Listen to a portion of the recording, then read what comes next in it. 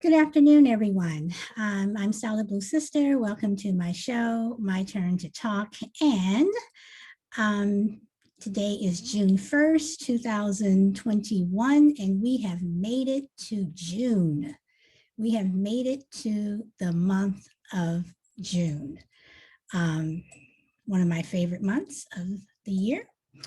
But anyway, today I am going to discuss critical race theory, because it's getting, a lot of flack in the news, is getting a lot of push in the news. A lot of people are talking about it.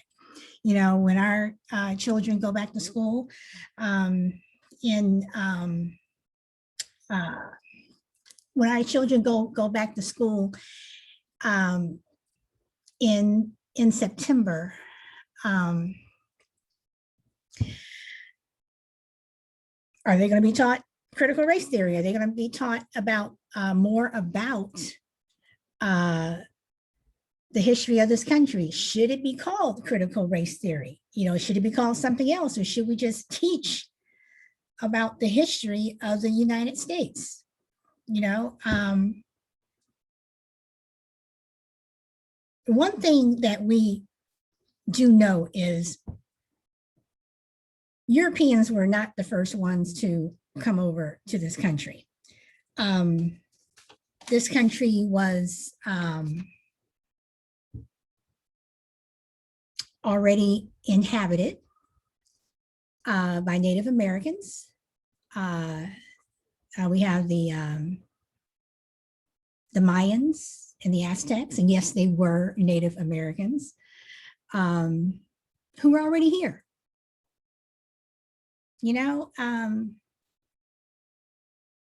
But the history of America, the story of America, for the most part, has always been written and controlled by white people. I mean, this is a fact. And as I've said on several shows that, when you look at America, and in terms of African Americans and our place in history, you're always going to trip over one of us, because we're always there. We're such an integral part of this country. You look at Native Americans, and they're always here. They were here first. So why don't we let them write the history of America? Let Native Americans write the history of America. When you look back at Westerns, and I love Westerns. I like watching Westerns. But you have the cowboy, you have the Indian, and the Indian always loses. And John Wayne always comes out, as the winner on top. Throughout history, you look at, even in movies, Native Americans or Indians, they're savages. Black people, we're savages from the jungle. We're always savages. And white people are always the pure ones. They're always the ones that, the ones that are civilized.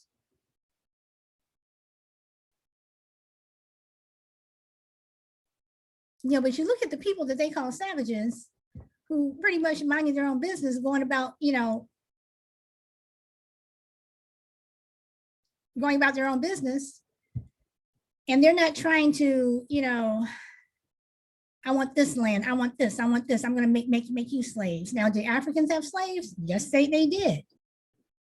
Did Native Americans, did They have slaves from other tribes. Yes, they did.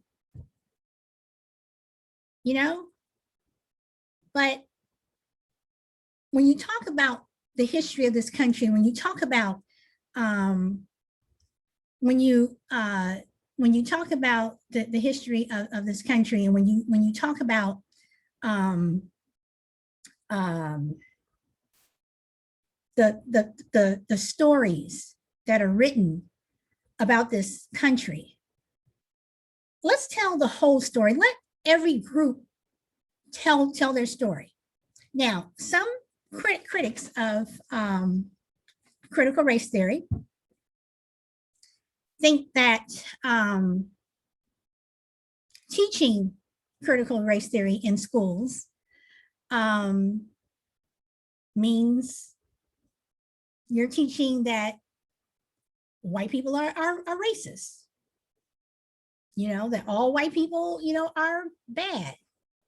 Is that true? Of course not. But at the same time, what history has taught is that, you know, Black people are bad. We still, we kill each other. Um, you know, Black men are after white women.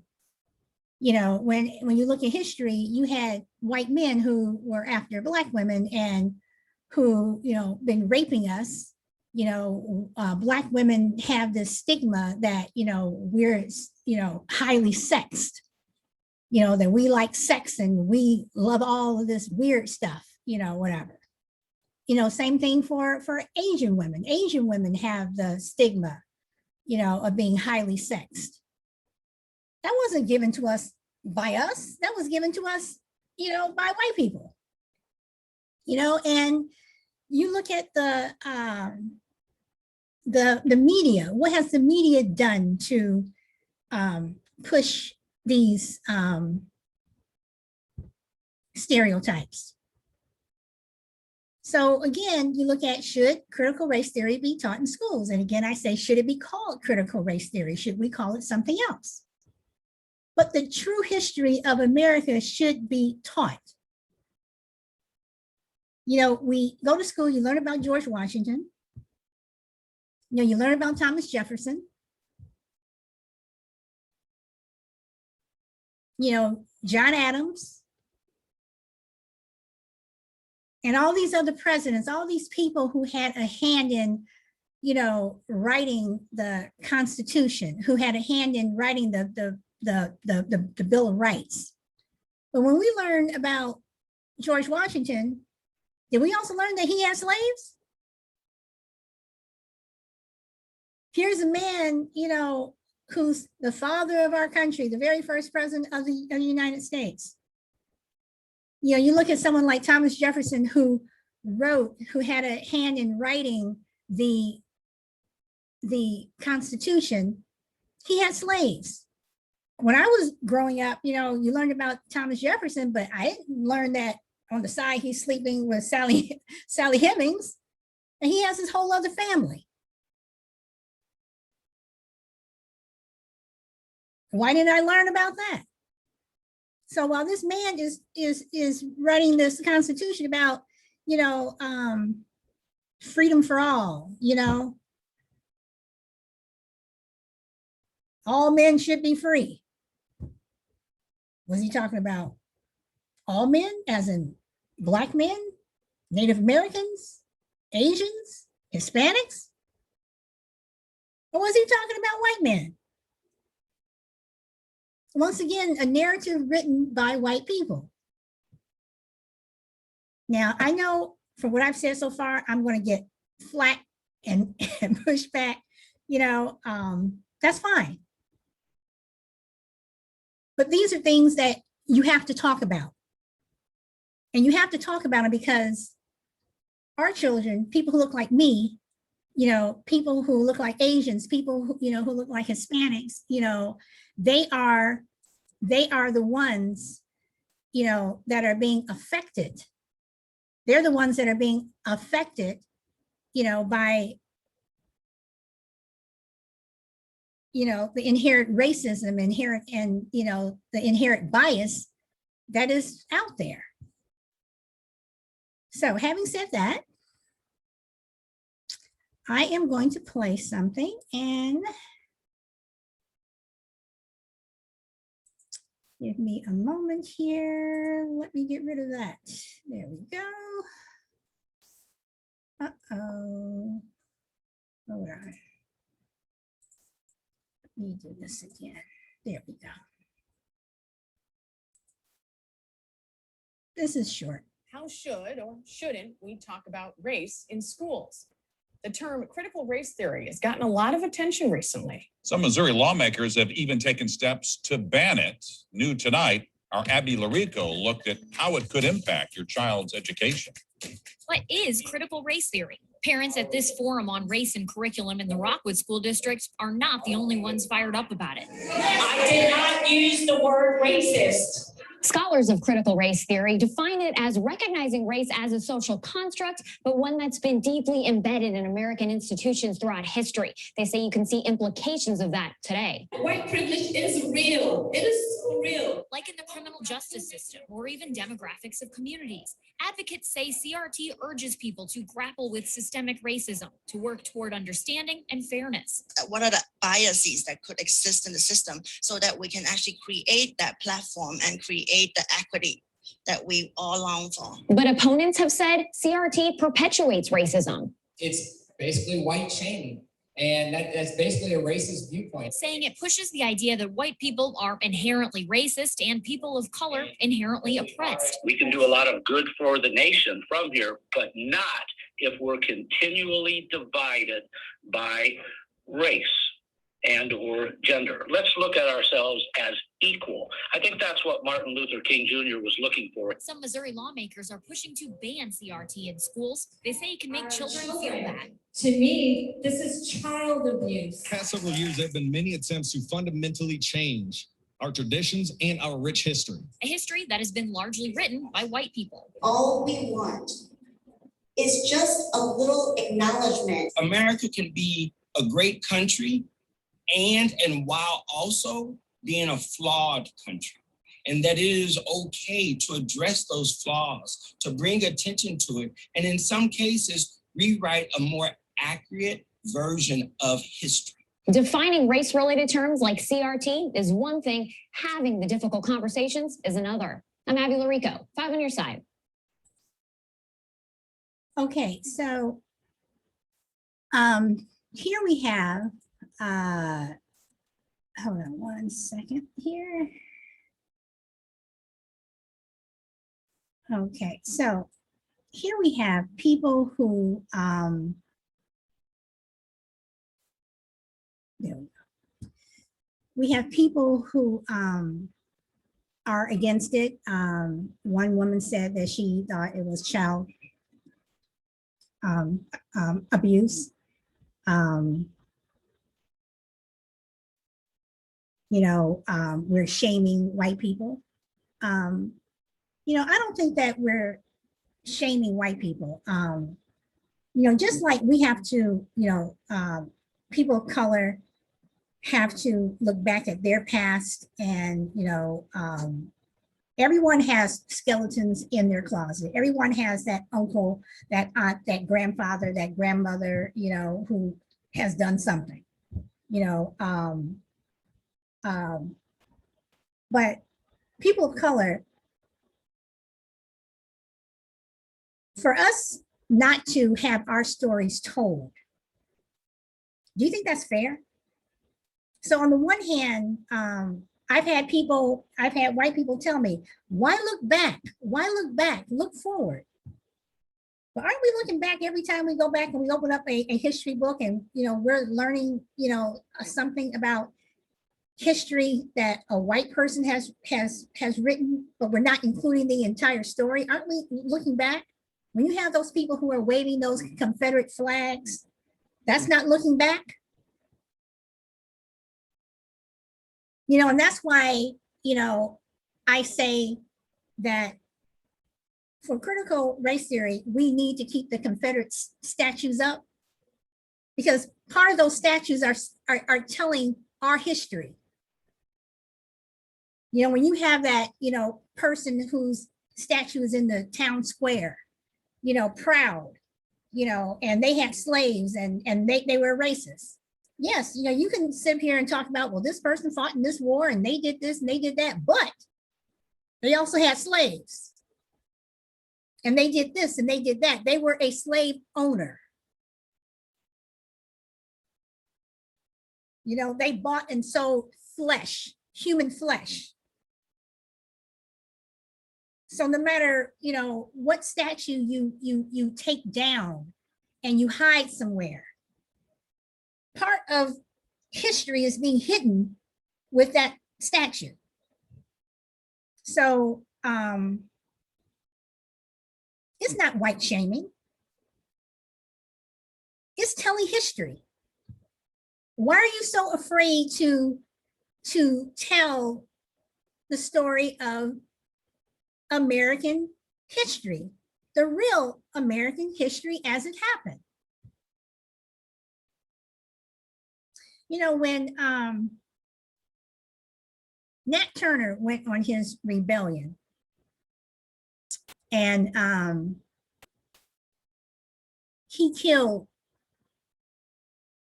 he and his, you know, group of people went from plantation to plantation, and he was killing white people and he was killing slave owners before he was caught and killed. A lot of white people, a lot of white slave owners became very afraid and wary of their slaves. And many of them were, you know, who before were trusted, you know, slaves. They weren't trusted anymore, not that level of trust, rather. You know, a lot of them, no one was allowed to leave the plantation. You know, things got harsher for them because a lot of slave owners thought that they were going to be killed, that there was going to be another Nat Turner uprising. And a lot of, you know, white people didn't want to talk about what Nat Turner did. Because if you talk about it and other slaves hear about it, then they'll, you know, want to uprise and they'll want to fight and, you know, kill us. But freedom has always been on the minds of slaves. You know, those slaves that were taken from the motherland, you know, and they're on the slave ship, you know, you had rebellions that were going on those slave ships. Usually they didn't go anywhere. Usually the slaves were the ones that were killed because they didn't have the firepower, they didn't have the guns and what have you. But rebellion was always there. Rebellion was always in their soul. No one wants to be a slave. No one wants to be shackled and chained and beat and raped and beat and raped and lynched and beat and raped and lynched. So of course. So again, if you're going to tell the history of America, you have to tell the whole story. You know, when Chinese people came to the United States and they started working on the railroad, the majority of the railroad was built by Chinese people. But yet when the railroad was finished, the people who were in the pictures, who were standing, you know, in front of the locomotive, you know, proud and what have you, were the rich white people. We built this railroad. No, you didn't. Chinese people did. You may have put in the money, but the labor, the backbone, you know, the majority of it, yes, there were some, you know, white people who did work on the railroad. But they were, you know, usually, you know, supervisors, you know, and then the white laborers who were usually working on the railroads, they were given, you know, the easiest jobs, but the back-breaking majority of the labor on railroads was done by Chinese people.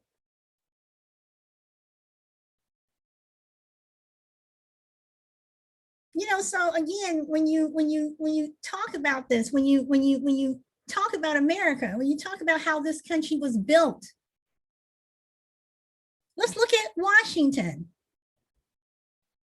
The District of Columbia was designed by Benjamin Banneker, a Black man, a very intelligent Black man, who was chosen by white people because of his skill. He designed the Capitol and all these other buildings. He had a hand in designing the White House.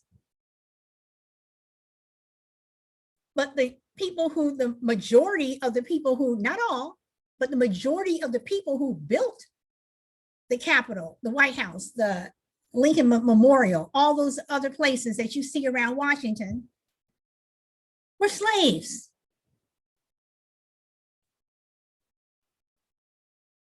You know, so, you know, in 2017, when I was in Washington, and, you know, yes, I took the tours and what have you, and, you know, you go off and you look at the Lincoln Memorial, and I'm standing there and I'm just thinking to myself, I'm standing where Martin Luther King stood, and he, you know, gave his famous "I Have a Dream" speech, you know, whatever.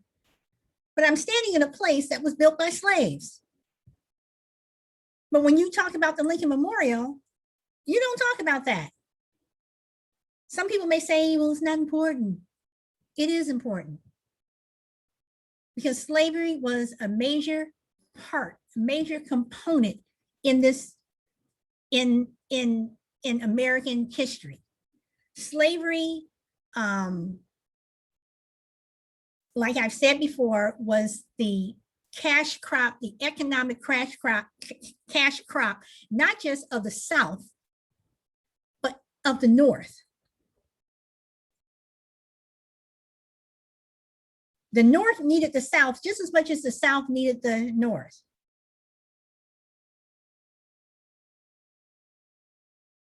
And you needed slaves. You know, so, you know, you look at the contributions of so many different nationalities. You have the Native Americans that, you know, helped the Europeans, even though the Europeans turned on them. When the Europeans came over from Europe, the Europeans turned on the Native Americans, but Native Americans helped these Europeans survive. Native Americans, you know, knew how to treat the land. You know, as I said before, you know, you have the buffalo that were, you know, millions of herds just roaming this country. Native Americans knew how to respect the animal, you know, that they did kill, and they used the entire animal. They just didn't leave the carcass out to rot like white buffalo hunters did. Let's talk about the Buffalo Soldiers. They were an elite Black unit in the Army. You don't hear a lot about the Buffalo Soldiers growing up in school. I wasn't taught about Buffalo Soldiers. My mother and father taught me about the Buffalo Soldiers and what they did. And as I got older, I started to read about them more on my own and learn about them. I mean, Buffalo Soldiers went to West Point to teach horsemanship to white soldiers or the cadets that were there. They specifically asked for Buffalo Soldiers to come and teach at West Point horsemanship because they were the best.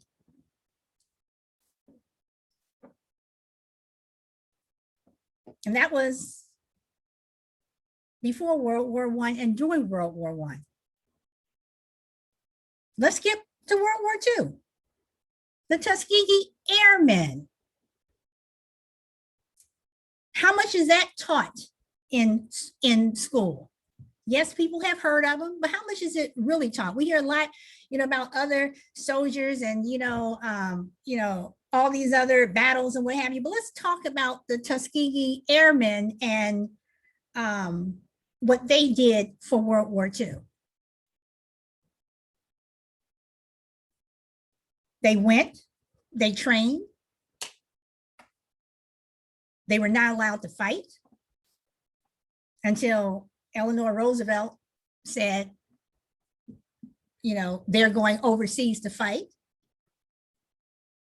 And the Tuskegee Airmen were some of the best. They were the best. You knew who they were because they had, they ended up, I do believe it was painting red on the back of their planes, on the tail of their planes, so people knew who they were. But even for them, they escorted bombers across, enemy territory, deep into Germany. They escorted other bombers.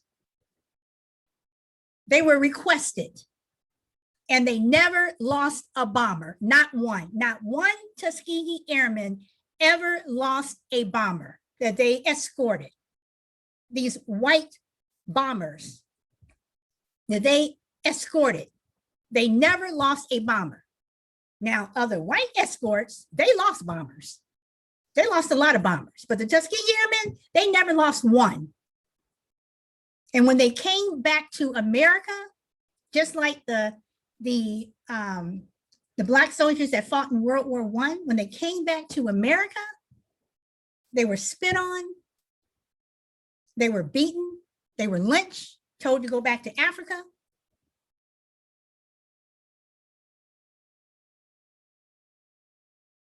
But yet our stories cannot be told. So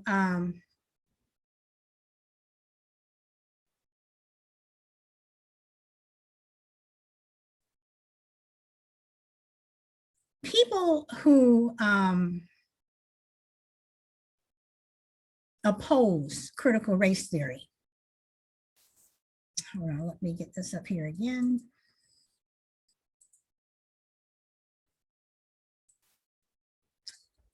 Like Ron DeSantis, and I am going to read this. Florida Governor Ron DeSantis, a Republican, is pushing forward on a reworked civics education curriculum for K through 12 students. For DeSantis, the new plan is as much on what it bans as what it promotes. Let me be clear, there's no room in our classroom for things like critical race theory, DeSantis said at a March press conference in Naples. Teaching kids to hate their country and to hate each other is not worth 1 red cent of taxpayer money. Okay, teaching kids to hate their country and to hate each other is not worth 1 red cent of taxpayer money. But yet, this man, who is a governor in the United States of America, has played down the January 6th violent takeover, mob, murderous takeover of the United States Capitol to prevent democracy from moving forward. So again, if we do not allow things like critical race theory to go forward, and again, I'm for that name, should it be called something else? Do we even need to say critical race theory? Can we just, teach whatever? Are the people who are writing the history of 2021, are you going to include the January 6th mob takeover? How are you going to write that? Who is going to write it? Because what I see is you have a group of people who are trying their best to quash it. They don't want, a commission, in Congress. They're doing their best to say this didn't happen. It didn't happen like that. It was Black Lives Matter. It was Antifa. It was all these other people, but the people that it was.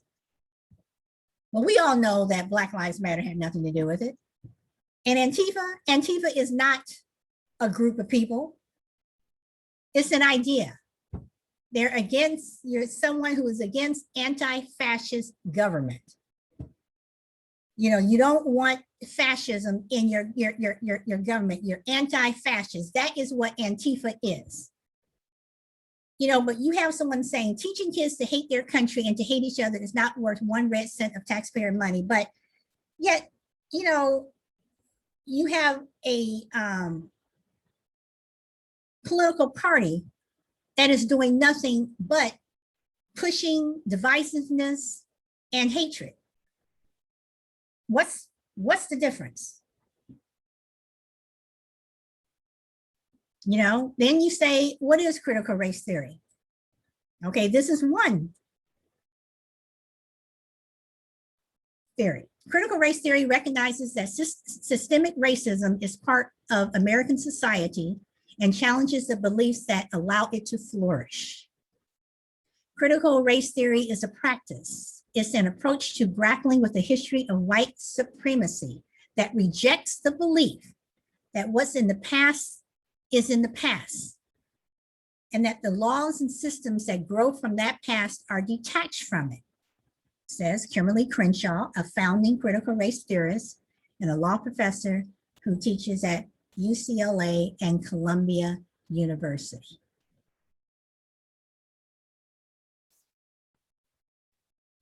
Okay, so critical race theory is a practice. It is an approach to grappling with the history of white supremacy that rejects the belief that what's in the past is in the past. So again, you have to talk about the past in order to talk about the future. And I'm going back to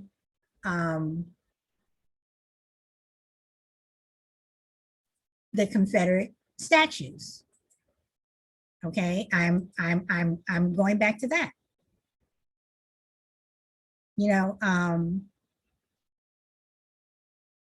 Again, I believe you take away a Confederate statue, you're taking away a part of our history.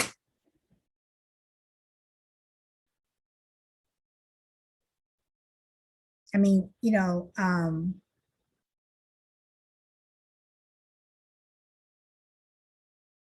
there's so much that is, how can I say this? We are all entwined with each other in some way. While that one person can say, I hate Black people, you have Black people who are racist who say, I hate white people. Native Americans who may say, I hate white people. Hispanics who, I hate Black people, whatever. But along the way, we are all intertwined with each other. We all have, something else running through our blood. So when you go and you do your research, on your history, you're going to stumble over somebody that you didn't know was there. You are.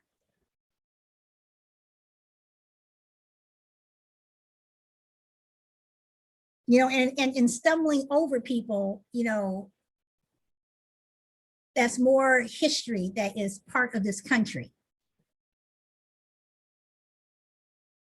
You cannot say, I don't want critical race theory to be taught in school, or I don't want, things about race to be taught in school, when you have schools that are sending African-American boys and girls home because of their hair. Because of their hair.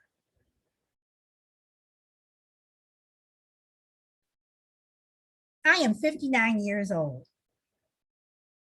And I remember when I was a freshman in high school. I went to a Lutheran high school.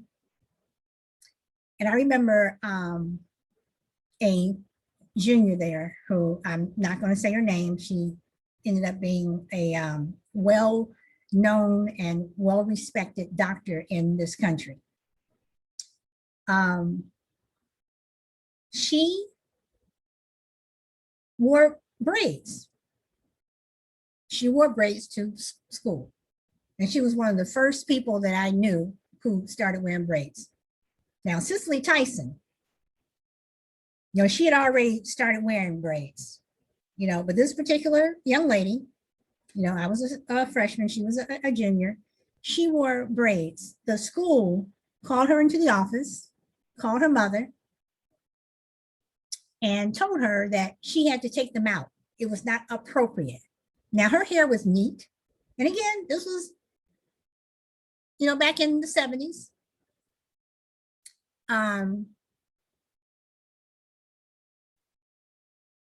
they told her to take her braids out. Her mother said no. And they said, well, we will have to suspend her until she takes them out.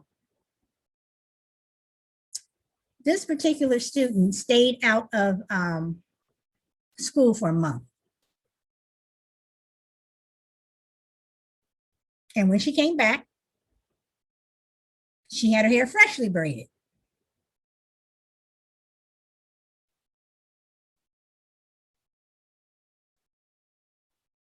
And she told to go home again. So her parents came back up to school and said, okay. And the school is like, you know, she hasn't been in school. So she has a lot of work to make up, but she had been, you know, getting the assignments from other students and she had been doing her work.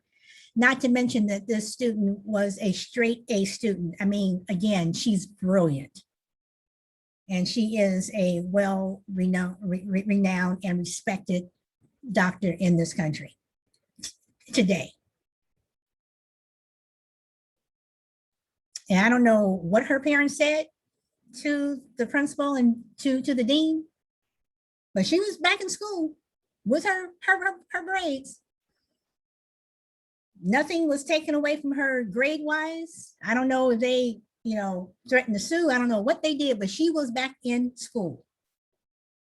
But how are you not going to teach about race when you're sending our children home from school because we choose to wear our hair a certain way?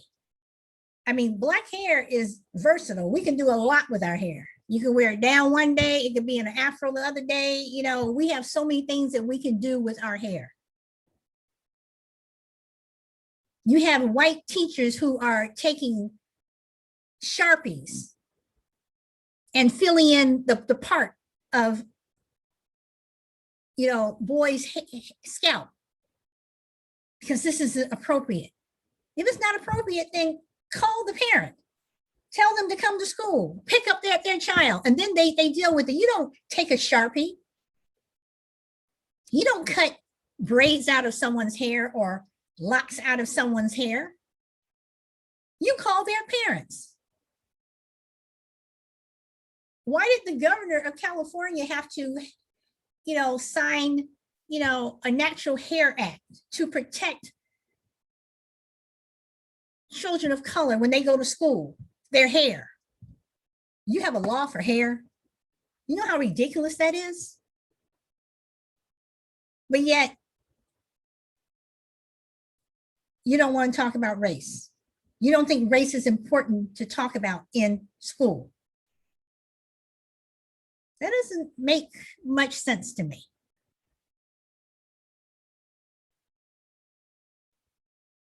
You know, again, the history of this country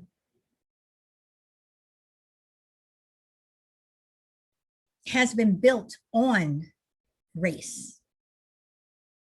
And I'm not just talking about this country. I mean, you have, in other countries, you have the caste system. If you're really dark, you're down here. Then as you get lighter and lighter and lighter and lighter and lighter, it's better. You know, when I did the show on stereotypes, you know, and I was talking about soap, the soap, you know, the soap ads that came out. Whereas you have a Black child in a tub of water and they're using soap, then they come out white. That's race. That's race.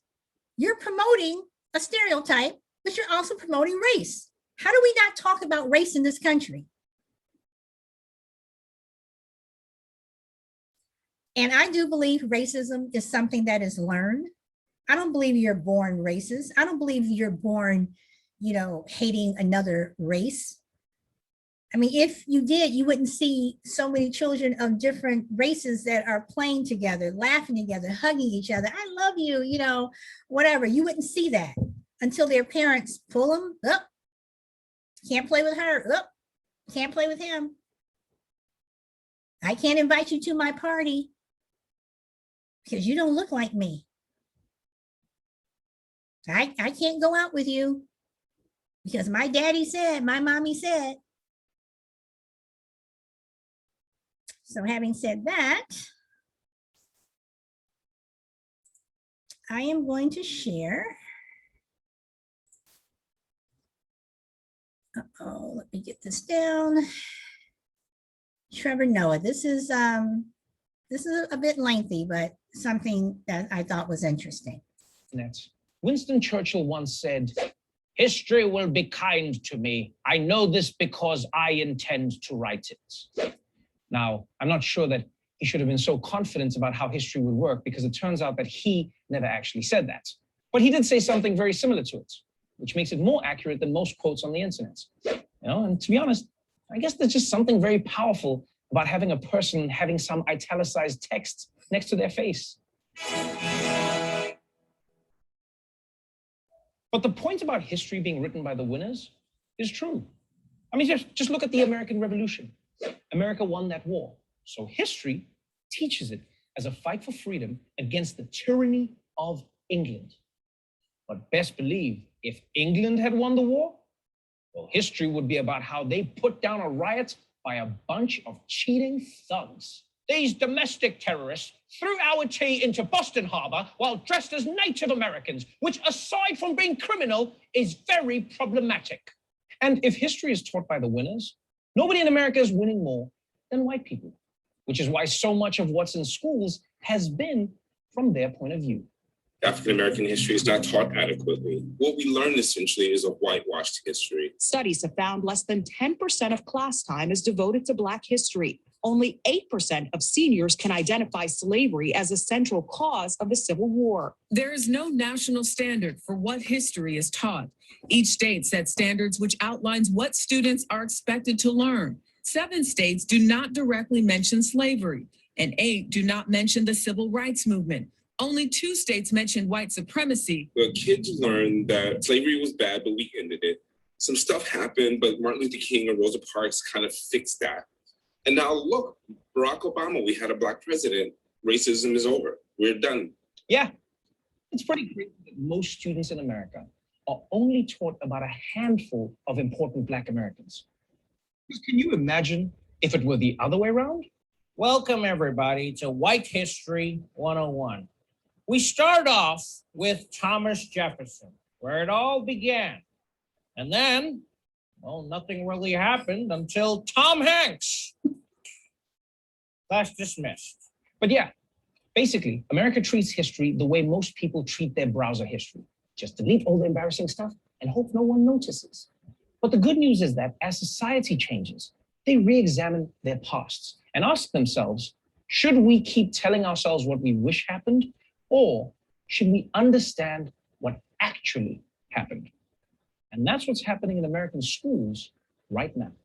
Students are asking their school administrators to incorporate anti-racist education into their curriculum. They aim to have books written by a person of color, and their life struggles are a required part of the curriculum. In North Carolina, a committee of social studies educators proposed that the term systemic racism should be included in the state's curriculum standard. California State Board of Education has created the nation's first statewide model for ethnic studies curriculum at the high school level. Education officials say that kids do need to learn about discrimination and oppression that textbooks often overlook. A lot of times in school, you don't see a big representation of Black history. I see comments all the time saying, I learn more on TikTok than I do from my own school.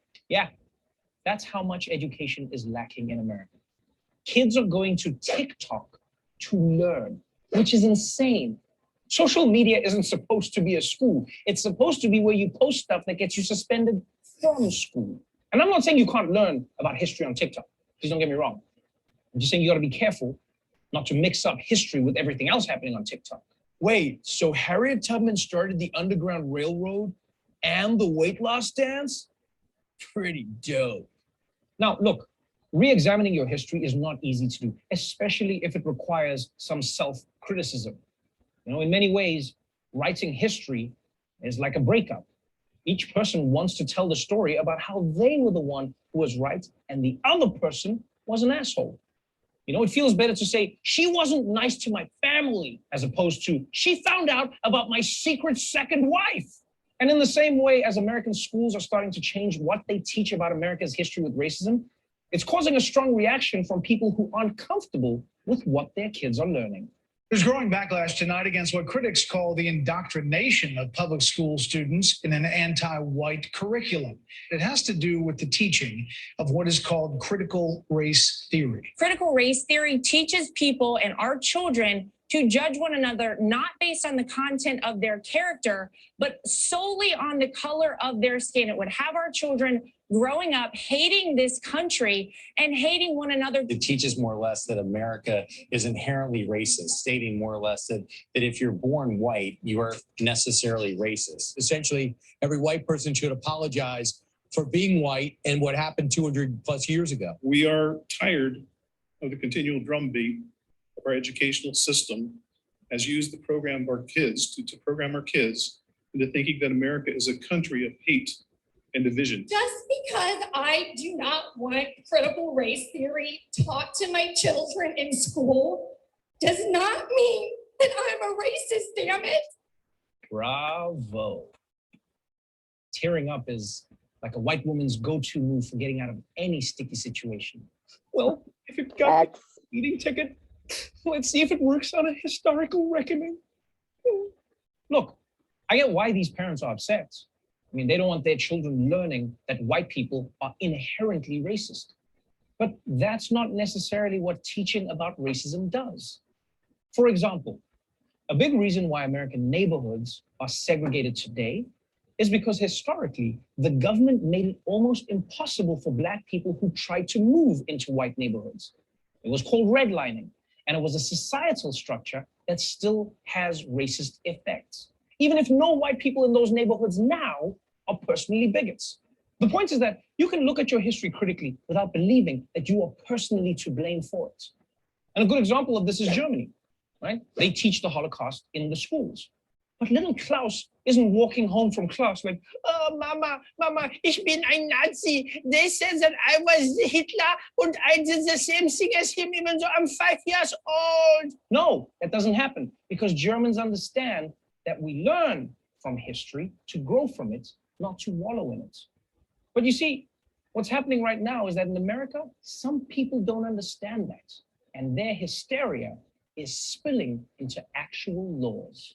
Several states, including Florida, Idaho, and Iowa, have worked to ban the 1619 Project and critical race theory from their core education plans. Arkansas became the latest state where state agencies are barred from teaching any concept that the United States is an inherently racist nation. In Louisiana, a Republican lawmaker is now under fire for comments he made on the House floor when proposing the theory's elimination from academic curriculum. If you're having a discussion on whatever the case may be on slavery, then you can talk about everything dealing with slavery, the good, the bad, the ugly. There's no good to slavery, though. Well, then whatever the case may be, you're right. I didn't mean to imply that. Wow, guys, wow. It's almost like this guy wasn't properly taught about America's history with racism. Huh. Although I am glad that he recognized how wrong he was. You know? But part of me does wish that he had just kept on digging in. Oh, really? You think that no good came from slavery? What, I'm the only one who likes the blues? None of you like the blues? Who's the real racist now? Still me? I guess it is still me. And you know what's really weird about this whole thing? Is how the same people who freak out about cancel culture now want to use the power of the government to stop bad ideas from getting into schools. But I guess the solution is, if anyone really wants to get anti-racism education in schools, well, they should put the curriculum in Mr. Potato Head's penis, and that way, conservatives will defend that shit to the death. Now look, don't get me wrong. I'm not saying that systemic racism is behind all of America's problems. In my opinion, I think a lot more laws are written to protect the upper class from the lower classes. I mean, that's why a lot of laws that screw over Black people also screw over poor white people. Like a lot of counties in America pull poor people over and ticket them for random things like tail lights or whatever they want to, just to meet their quotas. But what they won't do is do that kind of thing on Wall Street. They don't pull people over who have access to lawyers or access to power. No one's frisking down the guys from Wall Street to check if they have cocaine. They want to go after poor people. And it just so happens that the easiest way to find poor people in America is to look at the color of their skin. Because if they're Black, the chances are higher that they're poor. Or look at how it's illegal to jump turnstiles in New York. I mean, that's targeted towards poor people, but it affects Black people more because white men can't jump. But look, that's just me. The bigger issue that is being brought up with this controversy is, what is the point of teaching history? Like, what is the actual point? Is it to make kids feel good that they live in a perfect country with no problems? Or is it to give them an unsparing assessment of how society got where it is so that they have the tools to change it in a better direction? And I say it should be the latter. Because otherwise, as a wise person once said, those who cannot remember the past are doomed to repeat it.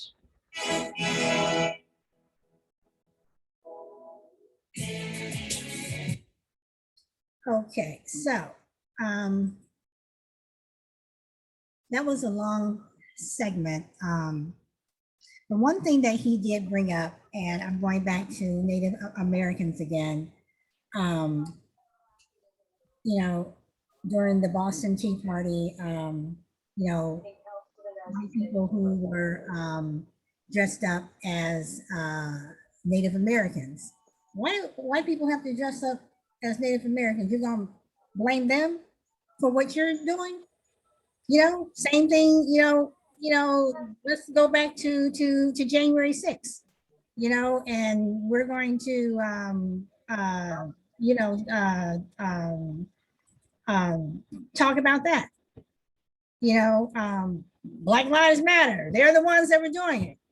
Not one Black person in the bunch, unless they were on the other side, Capitol Police, you know, who were being called all kinds of racial slurs.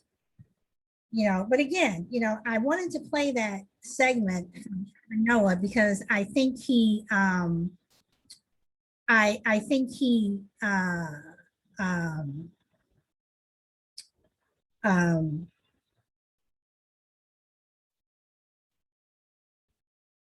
was able to convey how important critical race theory is, you know, or how important, and again, you know, that term critical race theory, I do have a problem with that term. I think it should be called something else, but right now that's what it's being called. But you have to talk about it because there are so many things in this country that are oppressive to us. When I say us, I'm talking about people of color, because other people wanted power, they wanted money, you know, like the slavery. What was good about slavery? It wasn't good for my ancestors. They were slaves. It may have been good for the people who profited from it? Of course it was. Is that the good that you're referring to? There was no good, but you have to talk about it.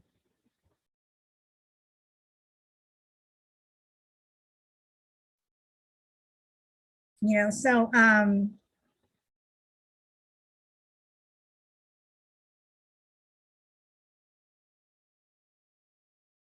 for those of you who say we don't need critical race theory, we don't need to teach people, our children, to hate their country. I don't think children are going to come back home saying, mommy, like Trevor Noah said, mommy, they're saying that I'm this bad person. I don't think that they will.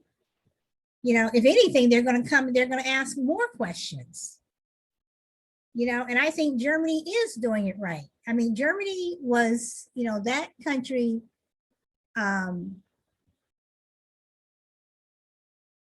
was responsible for killing over 6 million, probably more,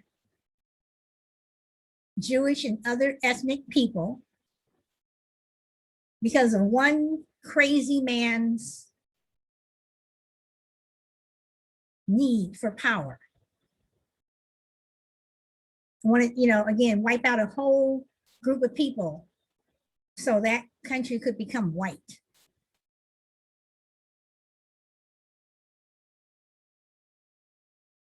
Yet Germany is talking about it. Germany has been talking about it. This is nothing new that, that Germany has been talking about the Holocaust. They've been doing it for years. But in this country, groups of people don't want to talk about slavery. Let's talk about the internment camps, the Japanese internment camps during World War II. Let's talk about, why were Japanese put in these internment camps. I understand, after Pearl Harbor, America got paranoid, as white America usually does get paranoid, so all these Japanese people were rounded up, most of them coming, from California, rounded up, put in these internment camps, their property seized, things stolen from them. The same thing like the Holocaust. All these Jewish people were rounded up, put in concentration camps, their property stolen, artwork worth millions that even today have not been returned to their families, hanging in someone's secret room in someone's mansion somewhere. It's like if you have a piece of art that is stolen, that you've paid millions of dollars for, and you have it hanging in some secret room in your house because it's stolen, you can't even hang it out, in your living room. Let's talk about that. Let's talk about history. Like Trevor Noah says, are you going to just talk about the good? Like, we won the Revolutionary War. If America didn't win the war, how would it have been written? Crispus Attucks, the first person to fall when the Revolutionary War started. He was the first soldier to fall. You hear about him, a little blurb, and then it goes on. Let's talk about, the contribution of Black soldiers during the Civil War, and then how they helped protect these white soldiers, usually on the front line. Send the niggers to the front line. Let's talk about the Klan and why the Klan was formed. You know, you have to talk about these things. This is part of history. So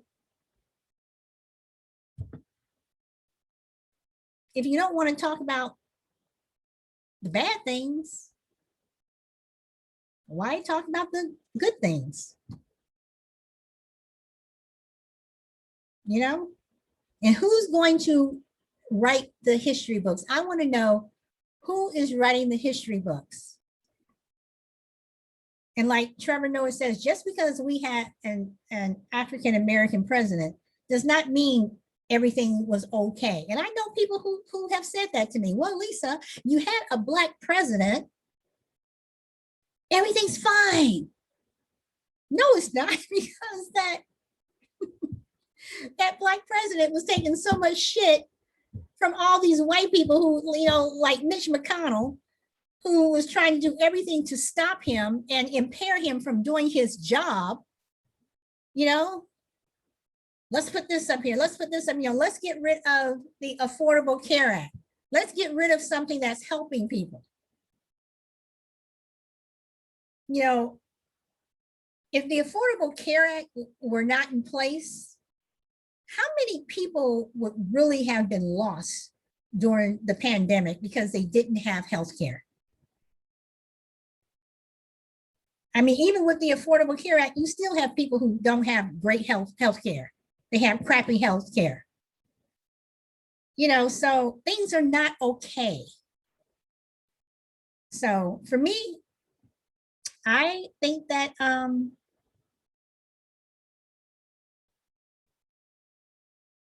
systemic racism should be taught in school, the what systemic racism is.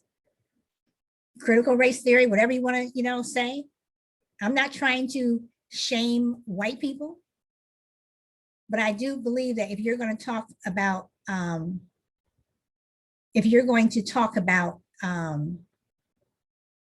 one side of history, you have to talk about the other. Because like they say, you can't have someone in first place if there's no one in last place. You can't be the winner if there's no one, you know, if there's not a loser, you know, whatever. History is intertwined. There's so much out there that we don't know, so much out there that we do know that we don't want to talk about.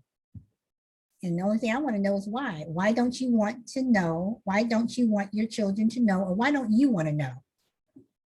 Like Ben Affleck, when he went to get his ancestry, you know, traced, he found out that his family held slaves. He didn't want that on TV. Why? Why is that so embarrassing to you? It's part of your history. Should I be embarrassed that my people were slaves, that my ancestors were slaves? Should I be embarrassed that, you know, I had, you know, family might, you know, that were lynched? No, it's part of my history. Why are some people so afraid of history? So that's all I've got. I thank my silent friend. And I did have someone who was trying to get into the room. They were in the room for a little bit.